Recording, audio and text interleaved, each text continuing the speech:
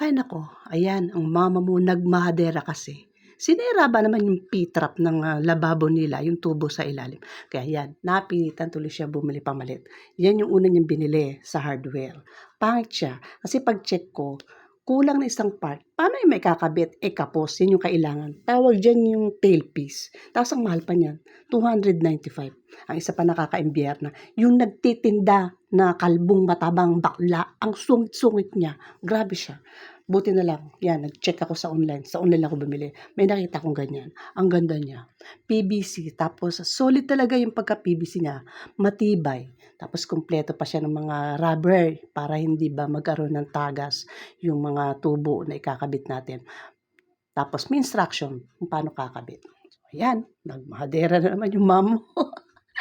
Siya na talaga nakabit. O, di ba? Actually, yan eh, ang daming trial and error. Kabit, tanggal, kabit. Kasi kailangan sukatin mo kung gaano kahaba yung tatabasin. Kasi medyo mahaba yung tubo na yan, yung kinakalas kong yan. Pinaputol ko yan kay kuya para mag-swak doon sa loob. Yan. So, ito na, the moment of truth. Pati yung rubber na itim na yan, pinaayos ko rin yan kasi ayaw nga sumuot. Sige, kabit-kabit. Di nagkasundo na rin kami sa wakas. Nagtugma-tugma na rin ang lahat.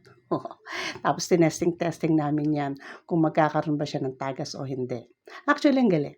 Kasi wala yung teflon, walang sealant. Siguro kung magkakaroon man yan ng tagas, very minimal. Kasi ang galing niya yun. Ang ganda. Okay na. Wow! Ganda. Anak na.